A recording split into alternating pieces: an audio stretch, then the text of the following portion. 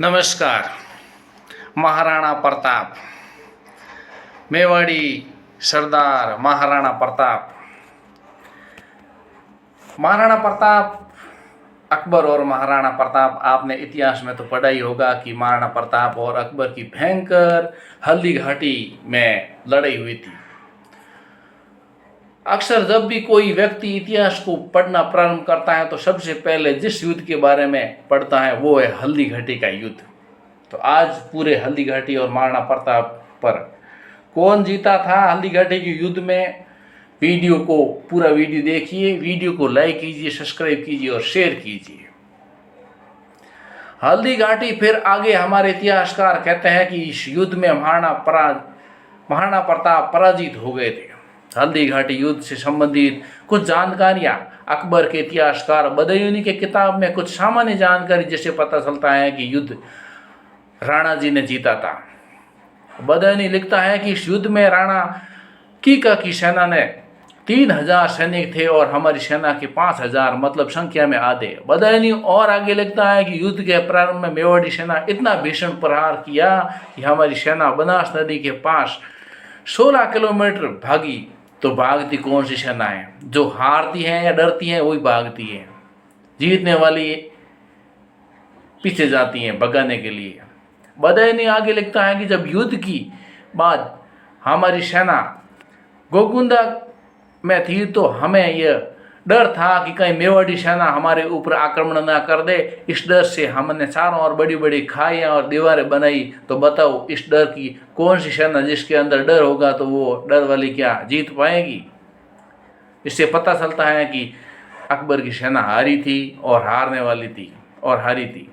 युद्ध के बाद अकबर अपने दो सेनापति मान सिंह और आसफ खान को दरबार में लाइन हाजिर, उसकी ड्यूटी बंद करवा देता है, यानी कि लाइन हाजिर कर देता, वर्तमान पुलिस की भाषा में बोले तो, यानी कि हमारे ऑफिस में नहीं आना। तो अगर अकबर जीता होता तो क्या ऐसा करता? अपने जीते हुए सेनापतियों का दरबार में सम्मान करता, आना बंद नहीं कर देता था। इसलिए हार गए अकबर। हल्दी घाटी का युद्ध। हल्दी घाटी के तुरंत बाद ऐसी कई ताम्रपत्र, ओड गांव का ताम्रपत्र, संथाना गांव का ताम्रपत्र और मोहिया आचार्य गांव का ताम्रपत्र मिले जो बताने हैं कि राणा ने वो भूमि लोगों को दान में दी। अगर प्रताप हारे होते तो भूमि कहां से लाते, दान में कैसे देते? जीते इसलिए उन्होंने दान में दी।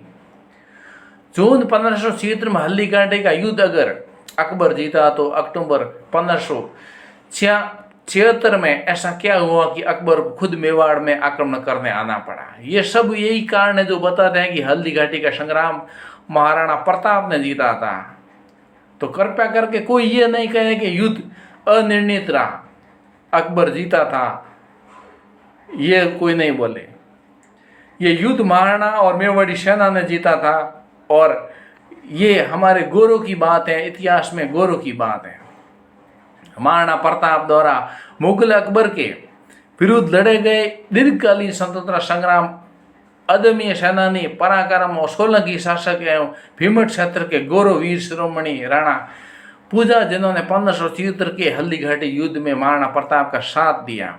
साथ देकर के महाराणा प्रताप को विकट पहाड़ों एवं वनों में मुगल अकबर के विरुद्ध लड़ाई में 10 वर्षीय लड़ाई में राणा पूजा ने नेतृत्व किया और सोलंकी एवं आदिवासी वीर सैनिकों ने जो अदम्य अविस्मरणीय सहयोग प्रदान किया उसके लिए वो सदा याद किए जाएंगे। दास्ता विरोधी मेवाड़ सत्ता और इतिहास में वीर शिरोमणि सोलंकी महाराणा पूजा का नाम विमर्शनीय रहेगा। वीर शिरोमणि पूजा का इतिहास दोगले लोगों द्वारा दबाया गया है जो कि सही नहीं है। आप मेरे वीडियो को लाइक कीजिए, सब्सक्राइब कीजिए और शेयर कीजिए, क्योंकि ये जो इतिहास की जो जानकारी है वो हर कोई दबाने की कोशिश की गई थी और उसको सही जानकारी नहीं मिलने की वजह से ये इतिहास गड़बड़ हो जाता है।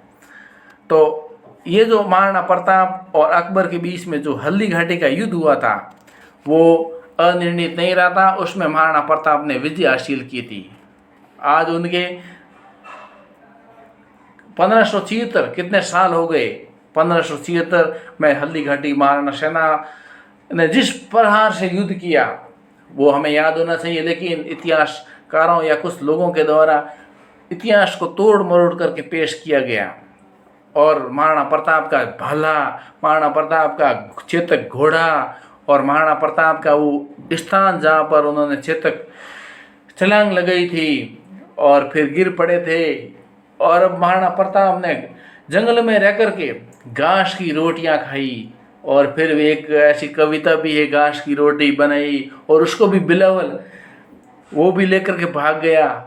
अरे बिलावल कहाँ जाए, ऐसे कविता, ऐसे वीर और शौर्य से भरपूर महाराणा प्रताप के बारे में कविताएं और महाराणा प्रताप का शौर्य इतिहास सदियों सदियों तक हम भूले नहीं, उसको याद दिलाते रहें और आगे आने वाली पीढ़ी में हम सेना को ये सशक्त और शक्ति प्रदान करते रहें कि हमारे महाराणा प्रताप हैं, हम उनके वंशज हैं और हम जिन्होंने इस तरह से हल्दी घाटी का युद्ध जीता, और युद्ध अनिर्णित नहीं, महाराणा प्रताप ने जीता। इसी प्रकार से हम भारत को आगे बढ़ाएंगे और कोई भी ऐसा काम होगा उसमें भारत को विजय दिलाएंगे। आप मेरे वीडियो को लाइक कीजिए, सब्सक्राइब कीजिए और शेयर कीजिए। आज के लिए बहुत बहुत धन्यवाद। जय हिंद, जय भारत, जय महाराणा प्रताप, जय जय राजस्थान।